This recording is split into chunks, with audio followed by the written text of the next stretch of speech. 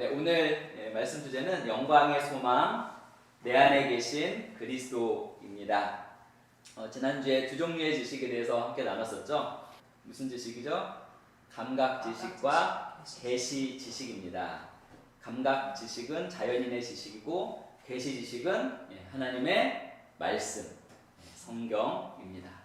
자, 우리가 자연인으로서 감각 지식을 신뢰하고 이 감각 지식대로 행하는 것만큼 계시 지식을 신뢰하고 이 하나님의 말씀대로 행해야 한다고 말씀드렸습니다. 요즘에 전 세계적으로 이슈가 되고 있는 드라마가 있습니다. 한국 드라마인데 오징어 게임이라고. 주로 남자들이 어렸을 때 했던 그 게임, 오징어 게임인데 어른을 위한 어떤 드라마죠. 만 18세 이상이고 되게 잔인한 장면들이 많아서 무궁화꽃이 피었습니다, 오징어 게임 이런 등등이 있는데, 무궁화꽃이 피었습니다를 게임을 하는데 사람들이 전부 다 이제 장난으로 게임에 임했다가 세상에 그 무궁화꽃이 피었습니다 했을 때 딱 돌아봤을 때 움직이는 사람 죽잖아요. 근데 그 드라마에서 진짜 죽이는 거예요. 움직이면. 근데 사람 한 명이 움직여서 죽었어요. 총에 맞아서. 근데 아무도 그 죽었다는 걸 인식을 못해요. 다 장난으로 알고 있었으니까, 게임으로 알고 있었지. 이거 실수해서 우리가 죽는다고 하잖아요. 오징어 게임에서 터치하면 죽고, 무궁화꽃이 피었습니다 이렇게 돌아봤을 때 움직이면 죽는데, 그 죽는다는 그 말 그대로 죽는 거예요. 그러니까 그 게임에 임한 그 사람들의 그 마음이 완전히 변해서 패닉 가운데 움직여서 다 죽고, 패닉 가운데 움직이지 않은 사람들은 게임을 계속하는 그 순간적인 그 상황, 조건 가운데에서 집중도가 이렇게 틀려지는 거예요. 그냥 장난으로 임했다가 이제는 목숨 걸고, 하나밖에 없는 이 목숨 걸고 해야 되는 그 상황이 되었을 때 그 태도와 자세 완전히 다르죠. 마찬가지로 우리 두 종류의 지식에서 우리의 감각 지식에 대한 어떤 태도 되게 진지한데, 최소한 그러한 진지함만큼의 태도와 자세로 이 하나님의 말씀, 계시 지식에 대해서 우리가 이것을 확신하고 행해야겠다는 것. 이게 지난주의 결론이었습니다. 지난주까지 해서 속량의 관점에서 본 성경이 모두 끝났어요. 그래서 이제 에필로그를 잠깐 속량의 관점에서 본 성경 거의 7개월에 걸쳐서 이게 지난주를 끝으로 마무리되었습니다. 이걸 간략하게 제가 에필로그 하면서 이렇게 요약해 드리겠습니다. 우리가 좀 전에 고백한 것처럼 우주가 창조된 이유는 지구 때문입니다. 그리고 지구가 창조된 이유는 인간 때문입니다.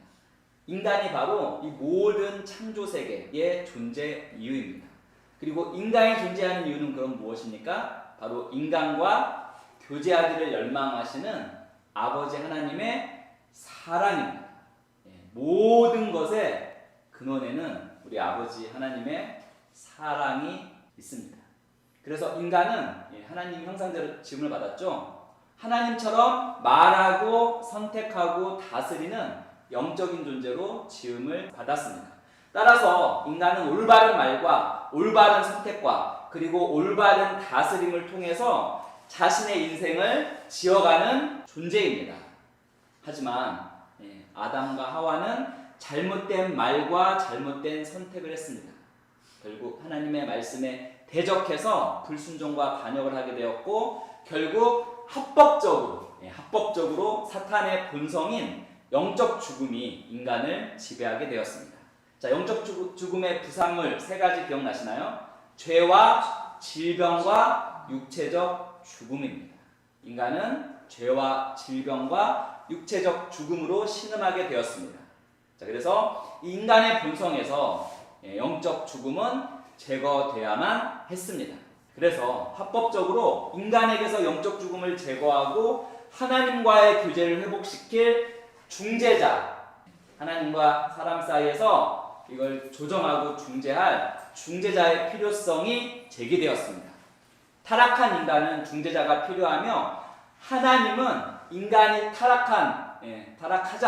타락하자마자 즉시 창세기 3장 15절에서 남자의 씨가 아닌 여자의 씨에서 태어날 결국 성육신을 통한 중재자를 약속하셨습니다. 창세기 3장 15절에서. 자, 그 이후로 중재자이자 속량자이신 예수님이 성육신으로 오실 때까지 하나님과 사탄의 싸움은 무엇에 대한 싸움이었냐면 하나님에 대한 지식을 보존할 의인의 계보를 지키는 것에 관한 것이었습니다. 사탄은 쉬지 않고 하나님에 대한 지식과 의인의 계보를 파괴하려 하였고 하나님은 그러한 사탄을 지속적으로 저지하셨습니다. 자, 우리는 오실 예수 그리스도에 대한 약속과 모형을 피의 언약인 아브라함의 언약과 언약 백성인 이스라엘 역사를 통해서 볼 수 있습니다. 즉 이집트에서 해방인 출애굽과 유월절 그리고 광야 40년 동안 언약 백성을 보존시키는 역할을 했던 율법과 성막, 제사장, 제물과 제사 그리고 대속죄일 등은 모두 오실 예수 그리스도와 그분께서 이루실 사역의 정확한 모형이었습니다.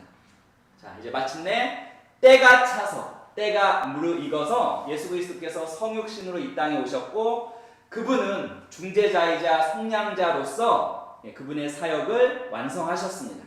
자, 속량 사역의 과정은 예수 그리스도의 죽음과 장사됨과 부활과 하늘 보좌에 앉으심에서 인간과의 동일시를 통해서 이루어졌고 속량의 완성으로 말미암아 마침내 하나님은 두 번째 인간의 창조, 우리죠. 즉 예수 그리스도를 머리로 하는 새로운 피조물을 탄생시켰습니다. 새로운 피조물은 하늘 보좌에서 새로운 피조물을 위해 대제사장, 중재자, 중보자, 변호자 또한 보증으로 사역하시는 이 예수님을 백업이라고 하죠. 백업 등에 가지고 또한 그분의 이름의 권세와 새로운 피조물의 계시 말씀 이 신약 성서를 가지고 치유와 승리와 탁월함과 형통함을 이루어가며 하나님의 축복의 통로가 되어가는 자가 바로 새로운 피조물입니다. 인간은 오직 예수 그리스도를 입으로 시인하고 마음으로 영접함으로만 구원받으며 그리스도께서는 사탄을 정복한 만유의 주이실 뿐만 아니라 내 개인의 삶의 주인 되십니다. 새로운 피조물의 법은 기억나십니까? 간단합니다. 딱 하나입니다. 서로 사랑하는 것입니다.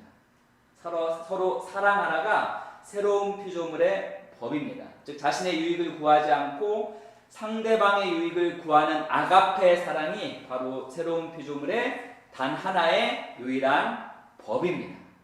자, 성령님께서는 오순절날 마가 다락방에 오셔서 성령 침례를 통해서 새로운 피조물을 탄생시키고 또한 새로운 피조물과 함께 나중에 하늘로 들려 올려질 때까지 이 새로운 피조물 안에 거하면서 예수님께서 이 땅에 계셨으면 하셨을 일들, 즉 안내자와 중보자와 변호자와 계시 지식을 열어주시는 일을 하고 계십니다. 자, 그리스도의 재림은 성도들이 들려져서 공중에서 그리스도와 연합하는 휴거로 시작해서 그리스도께서 왕으로 이 땅에 내려오셔서 1000년 동안 통치하신 후에 최후의 심판을 통해 하나님과 영원한 교제 안에 거하는 자들과 하나님과 영원히 분리되는 사탄 마귀와 그에 속한 자들을 구분함으로 끝이 납니다. 마귀와 그에 속한 자들을 구분해서 영원한 불못이죠. 그곳에 던지심으로 끝이 납니다. 자, 기독교는 직선론적입니다. 반드시 끝이 있습니다. 영이신 하나님께서는 영원하시나 피조물인 창조세계는 시작이 있는 것처럼 끝이 있습니다. 끝이 중요합니다. 기독교는 끝이 중요합니다. 하나님과 영원한 하나됨이냐 분리냐는 주 예수 그리스도를 영접하느냐 하지 않느냐는 우리의 인간의 선택에 달려 있습니다. 자, 우리는 이미 올바른 선택을 내린 자들입니다. 그렇죠? 이제는 사람들이 올바른 선택을 내리도록 돕는 자로서 나서야 합니다. 자, 오늘 주제는 영광의 소망 내 안에 계신 그리스도입니다. 이게 이스라엘의 그 통곡의 벽입니다. 예루살렘에 있는 통곡의 벽. 사진을 잘 보시면 지금 유대인들이 있는데 왼쪽 그 성벽을 향해서 왼쪽에는 남자들 그리고 오른쪽에는 여자들만 있습니다. 아직도 남녀 구분을 명확히 하기 때문에 중간에 있는 그 칸막이 보이시죠? 칸막이를 해서 왼쪽에는 남자들, 남자 유대인들, 오른쪽에는 여자 유대인들이 성벽을 향해서 기도하며 또한 유대인 성경을 읽고 있는 모습입니다. 이 통곡의 벽은 유대인들에게 있어서 기원 후 70년에 로마에 의해서 성전이 파괴된 후에 유일하게 남아있는 역사적으로도 그리고 종교적으로도 중요한 유적지입니다. 그래서 매년 전 세계에서 많은 사람들이 관광이나 또는 역사적인 종교적인 이유로 이 유적지를 찾습니다.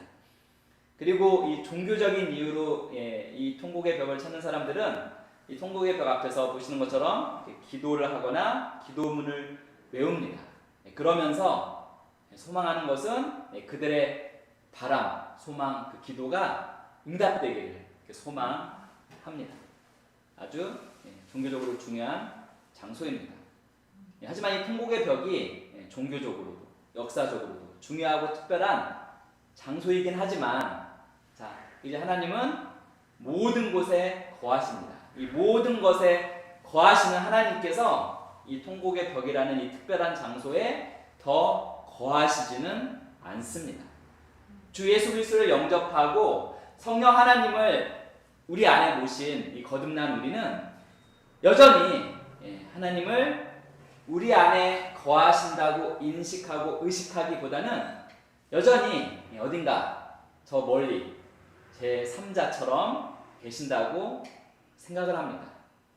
그래서 그러한 하나님의 관심을 끌어내기 위해서 즉 하나님의 응답을 받기 위해서는 통곡의 벽처럼 어딘가 특별한 장소를 찾아가야 하고 그리고 부르짖는 기도, 금식 기도 또는 밤을 새우는 기도 등 뭔가를 특별히 더 해야 한다고 생각을 합니다. 이처럼 거듭났지만 아직 새로워지지 않는 생각 때문에 우리는 여전히 하나님께서 우리 안에 거하신다는 이 어마어마한 이 계시의 말씀을 오픈 시크릿, 공개된 하나의 비밀에 머물러 있게 만들고 있다는 사실입니다.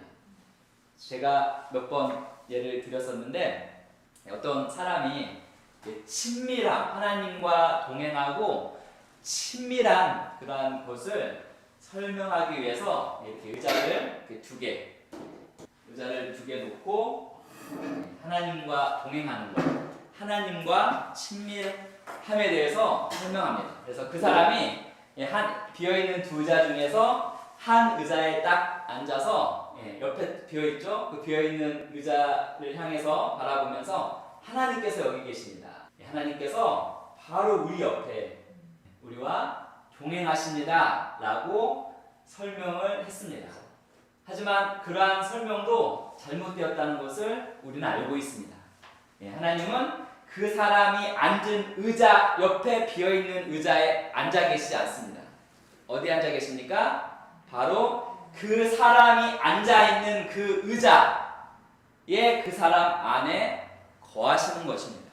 아직도 우리나라에서도 하나님께 상달되는 기도를 드리기 위해서, 즉 하나님으로부터 응답을 받기 위해서 기도를 응답받기로 유명한 기도원을 찾는 경우 아직도 많습니다. 저도 과거에 청평에 있는 강남 금식기도원 아니면 오자실 오살리 최자실 기념 금식기도원을 찾은 적이 종종 있었습니다. 이처럼 사람들은 그들이 통곡의 벽이나 금식 기도원과 같은 특별한 곳에서 기도하면 하나님께서 그들의 기도를 더 잘 들어주실 것이라고 생각을 합니다. 새로워지지 않은 생각을 가지고 있는 거듭난 그리스도인들입니다. 자, 하지만 예수님은 오히려 이렇게 말씀하셨죠? 함께 읽어보겠습니다. 예수께서 이르시되 여자여 내 말을 믿으라. 이 산에서도 말고 예루살렘에서도 말고 너희가 아버지께 예배할 때가 이르리라.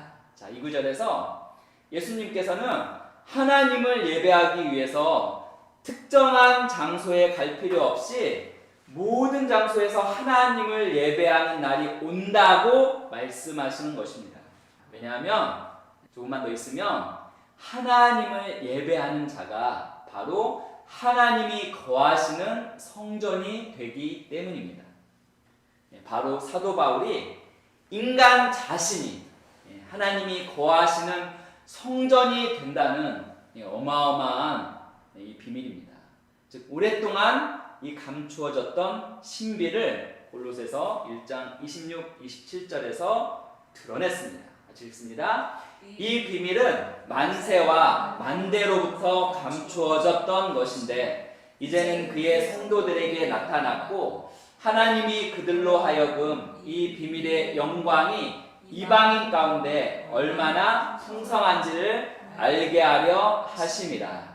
이 비밀은 너희 안에 계신 그리스도시니 곧 영광의 소망이니라.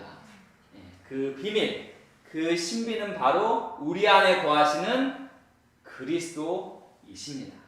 바로 이 사실, 즉 인간이 하나님께서 거하시는 성전이 된다는 이 사실은 창세전부터 우리와 교제하기를 열망하셨던 아버지 하나님께서 인간이 타락한 직후부터 오랜 인내를 가지고 준비하셨던 비전입니다. 그리고 이 사실은 그리스도께서 성육신하셔서 속량을 통해 합법적으로 인간과 하나님과의 교제를 회복시키기 위해서 이루신 일의 결과입니다. 이 결과가 바로 우리 안에 거하시는 그리스도이십니다. 자, 그리스도를 우리 안에 모시는 것은 곧 만유의 창조주이자 소유주이신 아버지 하나님을 모시는 것입니다. 그래서 성전이 된 우리는 아무런 두려움이나 죄책감이나 열등감 없이 언제든지 아버지 하나님과 교제할 수 있습니다. 지금 바로 어딜 갈 필요가 없습니다. 어떤 특별한 시간을 기다릴 필요가 없습니다.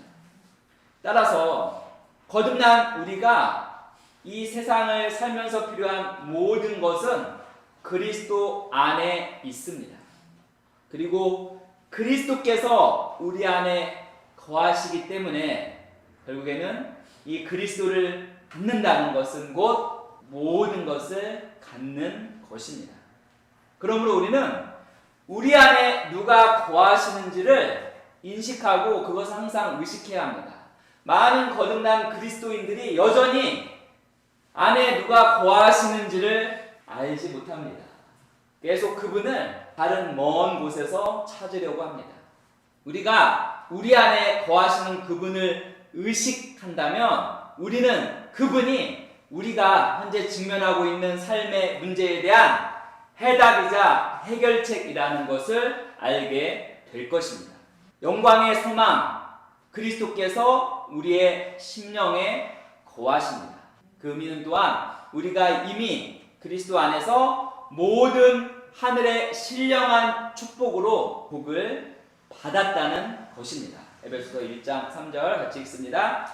찬송하이로다 하나님 곧 우리 주 예수 그리스도의 아버지께서 그리스도 안에서 하늘에 속한 모든 신령한 복을 우리에게 주시되.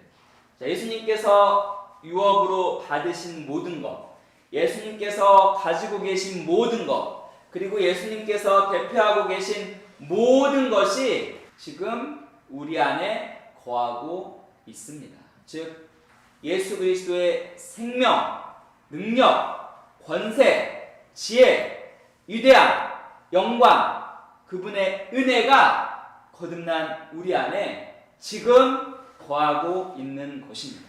그리스도께서 바로 내 안에 살고 계십니다. 그리고 그분께서는 우리가 그분 안에 있는 모든 은혜와 능력을 우리의 삶 가운데 활성화시켜서 우리의 각자의 세상을 올바로 다스리고 정복할 수 있도록 하십니다. 바로 우리 안에 계신 그리스도가 우리가 바라고 원하는 승리하는 삶, 형통하는 삶, 축복의 통로의 삶을 살게 해주는 원동력이자 모든 것입니다. 그런데 우리는 여전히 우리 안에 계신 그분을 의식하지 못해왔습니다. 아직도 기억합니다. 80년대 후반, 90년대 초반에 내 안에 사는 이 그리스도라 라는 찬양을 그렇게 불렀지만 그 의미를 전혀 깨닫지 못했습니다. 오픈 시크릿입니다. 공개된 비밀이었습니다. 하지만 이제 더 이상 이것은 공개된 비밀이어서는 안 됩니다. 이제는 우리가 이것을 인식하고 의식하고 우리 안에 계신 그리스도로부터 사는 삶을 살아야 합니다. 이제 우리는 그리스도 안에서 그리스도로부터 살아야 합니다.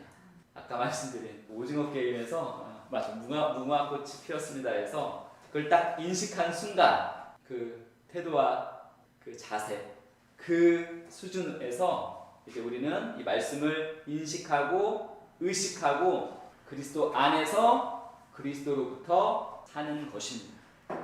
사도행전 17장 28절 하시겠습니다.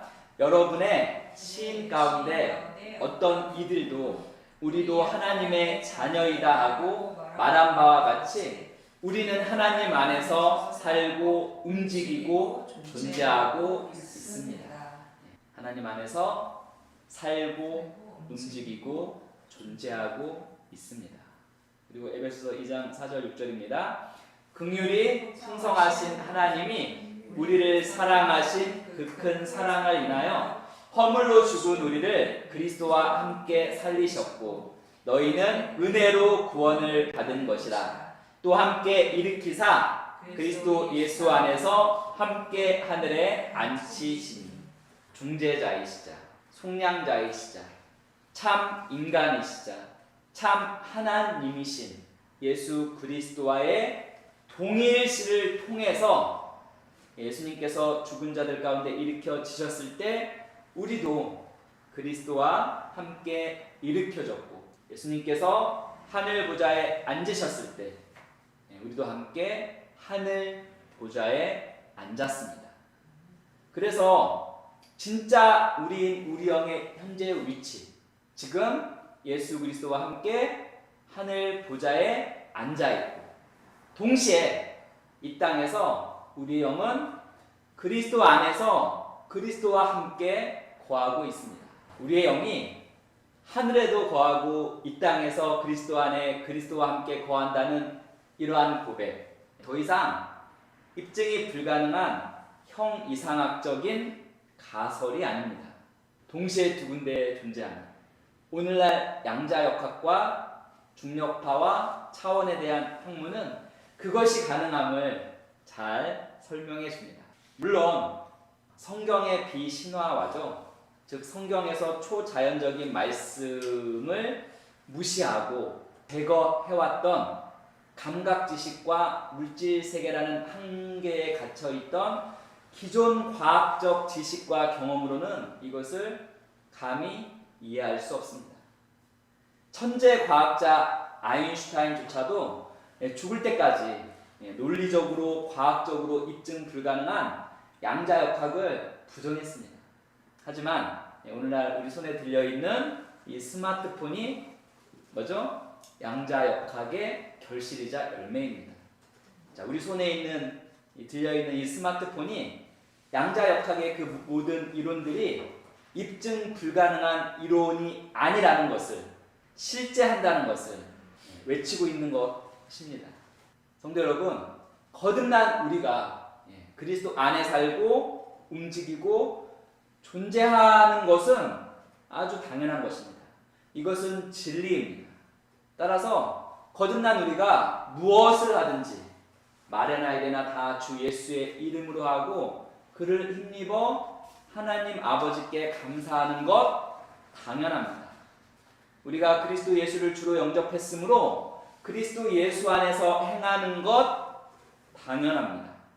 우리가 그리스도와 함께 앉아있고 그리스도 안에 있으므로 우리는 그분으로 말미암아 그분을 통하여 살아가는 것 마땅한 일입니다. 거듭난 우리는 그리스도 안에서 걷고 행하는 자들입니다. 자, 우리는 그리스도의 몸입니다. 그리스도라는 장소와 환경 안에 거하는 자들입니다. 그렇기 때문에 우리는 그리스도 안에서 행하고 걸을 수 있습니다. 자, 성도 여러분, 우리가 처음 거듭났을 때 우리는 그리스도라는 장소 안으로 태어났습니다.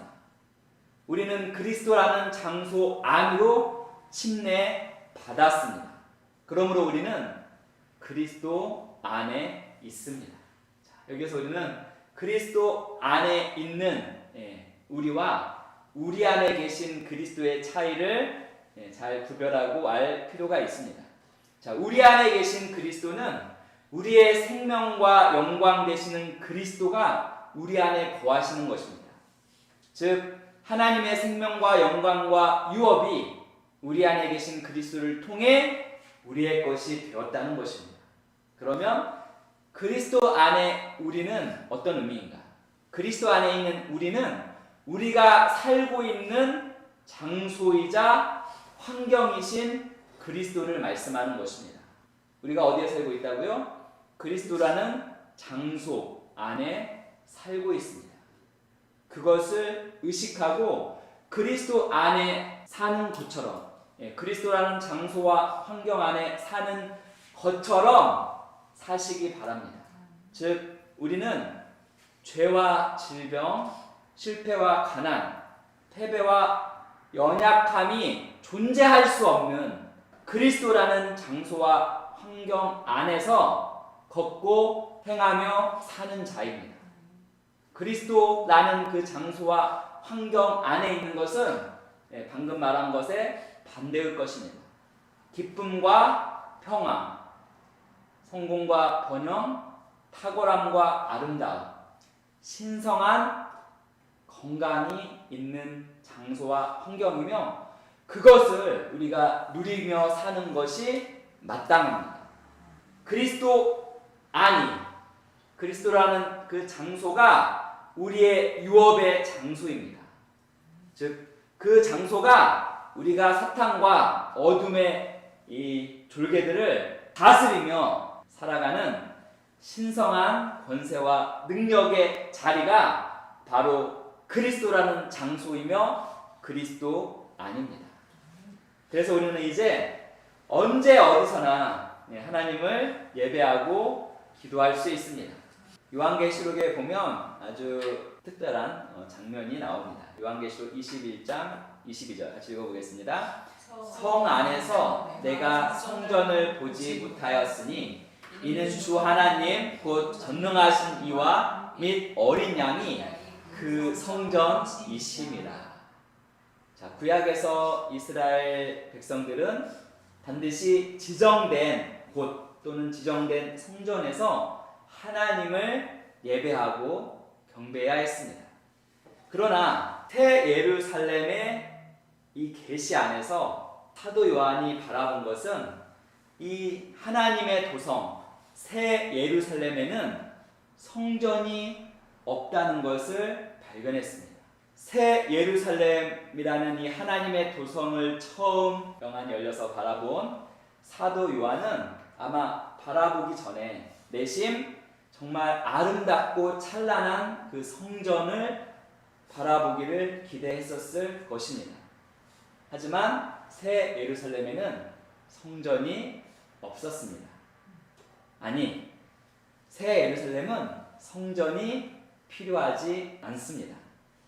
왜냐하면 요한이 말한 것처럼 이 온 도성이 전능하신 하나님과 그 어린 양이 거하시는 장소였기 때문입니다.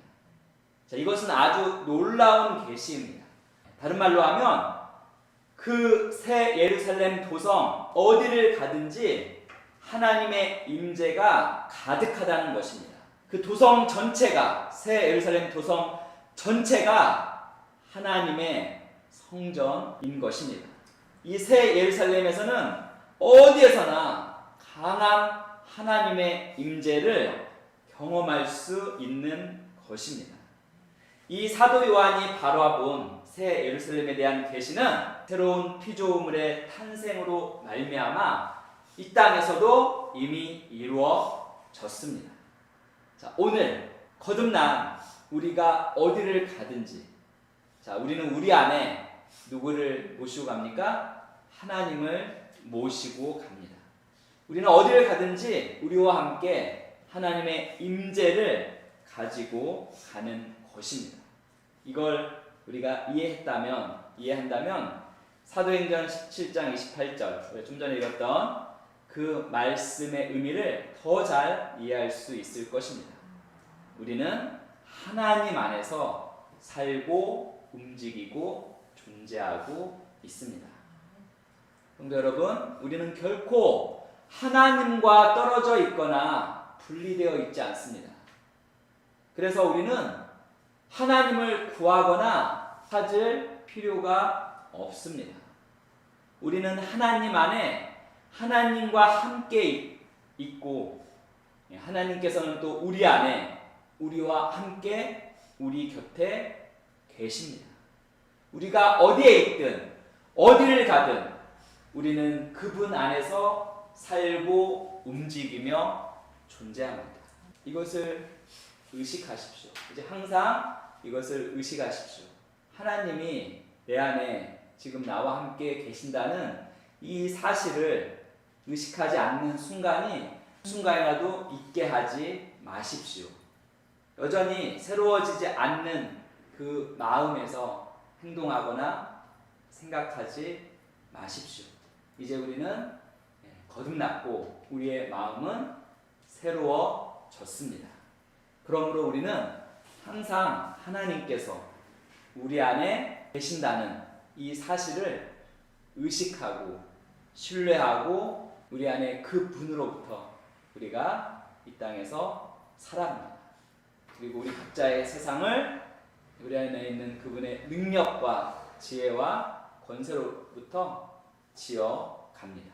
자, 사도 바울도 이 계시가 열렸고, 사도 바울은 항상 안에 계신 그 하나님을 의식하면서 사는 삶을 산 모범이 되었습니다. 로마서 1장 9절 같이 읽어보겠습니다. 내가 그분의 아들의 복음 안에서 내 영으로 섬기는 하나님께서 내 증인이 되시거니와 내가 기도할 때 언제나 너희에 관하여 끊임없이 말하며. 바울은 하나님의 아들의 복음 안에서 그의 영으로 하나님을 항상 섬기고 있었습니다. 여기서 섬기다라는 단어는 예배하다를 의미합니다. 바울이 영으로 항상 하나님을 의식하고 하나님을 예배했다는 말씀입니다. 이것이 바로 거듭난 영인 우리가 그분을, 하나님을 언제 어디서나 예배하고 경배할 수 있는 이유입니다. 언제 어디서나 그분과 교제할 수 있는 이유입니다. 언제 어디서나 그분과의 연합 안에 거할 수 있는 이유입니다. 구약에서는 올바른 장소에 가서 올바른 제물을 바쳐야만 했습니다. 그리고 올바른 장소가 아니고 또 올바른 제물이 아니면 받아들여지지 않았습니다. 하나님의 노여움을 샀습니다. 하지만 그리스도 예수 안에서 거듭난 우리는 진짜 우리인 우리의 영으로 언제 어디서나 하나님을 예배할 수 있습니다. 이 진리를 의식하십시오. 이 진리를 한순간이라도 잊지 마십시오. 또 다른 곳에서 하나님을 찾으려 하지 마십시오. 예배 장소는 건물이 아니라 바로 교회인 우리, 나 자신입니다. 같이 고백하고 말씀 마무리하겠습니다. 나는 오늘 나의 영으로 아버지 하나님을 예배합니다. 나는 영원한 영광의 왕이시며 지혜롭고 참된 하나님이신 아버지를 예배합니다. 아버지는 은혜로우시고 친절하시며 거룩하시고 의로우시며 언제나 사랑하시고 용서하시는 분입니다. 나는 아버지 하나님을 사랑합니다. 그리스도 예수 안에 거하는 축복을 주셔서 감사합니다. 아멘. 나는 올해 말씀에 대한 계시 지식의 돌파를 이루어냅니다. 나는 올해 건강과 재정과 관계의 돌파를 이루어냅니다. 나는 올해 어떠한 도전적인 상황과 환경에서도 돌파를 이루어냅니다. 우리는 반드시 돌파를 이루어냅니다. 왜냐하면 이 고백이 우리의 출발점이기 때문입니다. 나는 100% 믿음의 사람입니다. 나는 100% 의로운 사람입니다. 나는 100% 사랑의 사람입니다. 나는 100% 지혜의 사람입니다. 나는 100% 부유한 사람입니다. 나는 100% 탁월한 사람입니다. 나는 100% 건강한 사람입니다. 나는 100% 사탄의 머리를 밟고 있는 사람입니다. 1%의 의심도 허용하지 마십시오. 나는 날마다 더 나아지고 더 강해지고 더 커집니다. 나는 영혼 구원자 축복의 통로입니다. 나는 예수님의 이름으로 승리 가운데 걷습니다. 하나님, 온 심령으로 예수 그리스도 살아계신 하나님의 아들을 믿습니다. 예수님이 나를 위해 돌아가셨고 하나님께서 예수님을 부활시키셨으며 예수님이 오늘 살아계심을 믿습니다. 나는 내 입으로 예수 그리스도께서 오늘부터 내 삶의 주인 되심을 고백합니다. 예수님을 통해 예수님의 이름으로 나는 영생을 가졌고 다시 태어났습니다. 하나님, 나를 구원해 주심을 감사합니다. 나는 이제 하나님의 자녀입니다. 예수님의 이름으로 기도합니다. 아멘.